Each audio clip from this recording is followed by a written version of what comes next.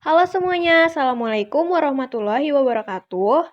Kami dari kelompok 3 yang terdiri dari Rizky Ringgo Rahata, saya sendiri Rofifa Ivanurani, Arvin Muhammad, Adam Rifki Mahesa, dan Atikah Nur Sabrina. Kali ini kami akan mempresentasikan tentang estimasi model kelambanan. Jadi materi yang akan kita bahas kali ini yaitu yang pertama, definisi model kelambanan, karakteristik model kelambanan, estimasi kelambanan geometrik, penyesuaian adaptif, dan penyesuaian parsial. Nah, jadi yang pertama kali bakal kita bahas di sini adalah definisi dari model kelambanan. Kalian tahu nggak sih apa itu model kelambanan? Jadi, model kelambanan adalah hasil atau dampak dari setiap kebijakan ekonomi ataupun aktivitas bisnis yang tidak terjadi secara instan, melainkan memerlukan waktu atau kelambanan. Misalnya nih, ketika pemerintah mengeluarkan kebijakan fiskal ataupun kebijakan moneter. Nah, dampak dari dua kebijakan ini kan nggak bisa langsung kita rasakan gitu loh dampaknya, melainkan memerlukan waktu sekitar 6-12 bulan. Nah, waktu ini tuh yang disebut dengan kelambanan. Model yang memasukkan unsur kelambanan di dalam variabel independen dikenal dengan model regresi dinamis. Model regresi ini tidak hanya memasukkan nilai sekarang atau current, tetapi juga menambahkan nilai kelambanan dalam suatu variabel independen. Nah, ini disebut dengan model kelambanan atau distribute lag model. Secara umum, model kelambanan ini dapat ditulis seperti ini.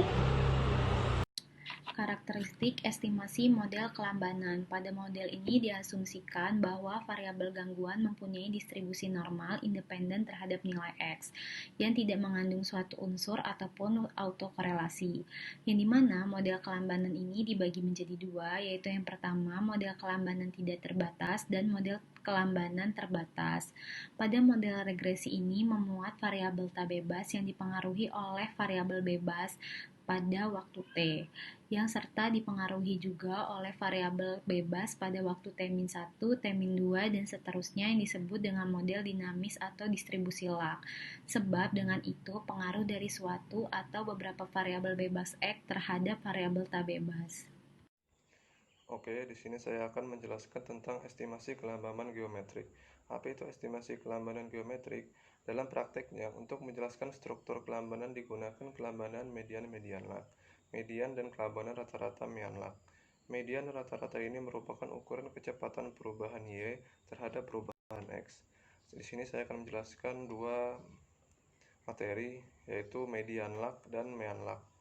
Median lag, kelambanan median adalah waktu setengah atau separuh yang dibutuhkan bagi perubahan Y karena perubahan yang permanen dari X. Kelambanan median ini dapat dihitung sebagai berikut. Kelambanan median model geometrik dalam hal ini semakin kecil alfa, maka semakin cepat tingkat penyesuaiannya. Sedangkan semakin besar alfa, semakin lambat tingkat penyesuaiannya. Misalnya jika alfa sama dengan 0,2, maka kelambanan median 0,431. Artinya perubahan setengah Y hanya memerlukan waktu kurang setengah periode. Sementara itu jika alfa sama dengan 0,6, maka kelambanan median 0,999 atau dengan kata lain setengah perubahan Y akan memerlukan waktu selama satu periode. Selanjutnya yaitu mean lag. Jika semua beta I atau BI adalah positif, maka rata-rata kelambanan dapat didefinisikan sebagai berikut. Kelambanan rata-rata sigma 9, kelambanan rata-rata ini merupakan rata-rata tertimbang dari semua kelambanan dengan timbangannya adalah beta atau B. Kelambanan rata-rata model geometrik dapat dihitung dengan formula sebagai berikut. Kelambanan rata-rata model geometrik, jika misalnya alfa sama dengan 12, maka kelambanan rata-ratanya adalah 1. Dengan demikian, perubahan Y hanya memerlukan satu periode waktu. Model penyesuaian adaptif. Salah satu model yang menyertakan perilaku ekonomi adalah model penyesuaian adaptif atau adaptive expectation model. Misalnya, dalam kasus permintaan barang pada suatu waktu tergantung dari harga barang tersebut. Namun demikian, tidak semua konsumen melakukan penyesuaian permintaan barang dari waktu ke waktu karena adanya fluktuasi harga barang. Permintaan barang akan sangat tergantung dari ekspektasi mereka tentang bagaimana kondisi harga yang normal. Jika nilai ekspektasi atau nilai antisipasi dari harga barang adalah X1, maka menyatakan bahwa permintaan barang adalah fungsi dari harga yang diharapkan. Nilai dari harga yang diharapkan ini tidak bisa diobservasi, tetapi hanya dapat bisa diprediksi. Salah satu prediksi adalah melalui penyesuaian adaptif. Prediksi kondisi di masa mendatang hanya akan didasarkan pada informasi di masa lalu dengan sebuah koreksi yang didasarkan pada kesalahan dari antisipasi sebelumnya. Model adaptif ini mengasumsikan bahwa perubahan ekspektasi dari satu periode ke periode waktu merupakan penyesuaian antara perbedaan dari nilai observasi sekarang dengan ekspektasi periode sebelumnya. Model penyesuaian adaptif dapat ditulis sebagai berikut. Dari rumusan berikut, yaitu di mana Y adalah koefisien ekspektasinya. Selanjutnya yaitu Partial Adjustment Model atau PAM.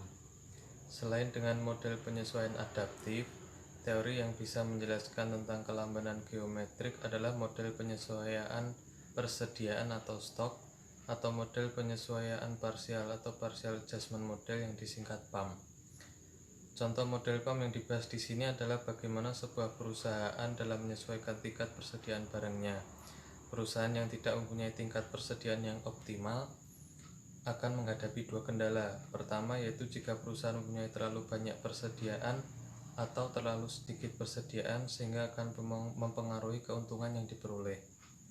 Kedua, perusahaan harus mengeluarkan biaya untuk melakukan penyesuaian tingkat persediaan supaya tetap dalam kondisi optimal.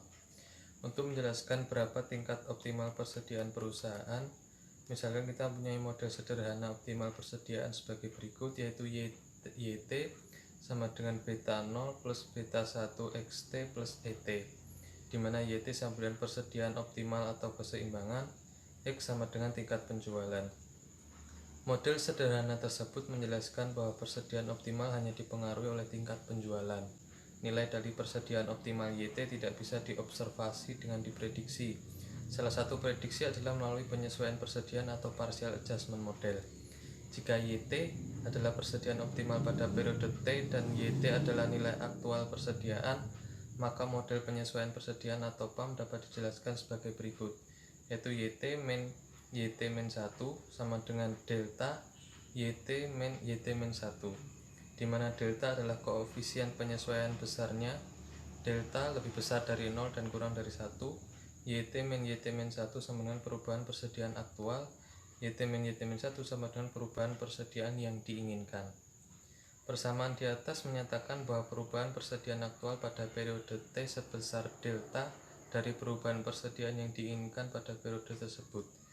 Jika delta sama dengan 1, maka nilai persediaan aktual sama dengan nilai persediaan yang diinginkan, atau dengan kata lain persediaan aktual menyesuaikan secara langsung persediaan yang diinginkan pada saat yang bersamaan. Jika delta sama dengan 0, maka tidak ada perubahan persediaan karena persediaan aktual periode T sama dengan persediaan periode sebelumnya atau T-1.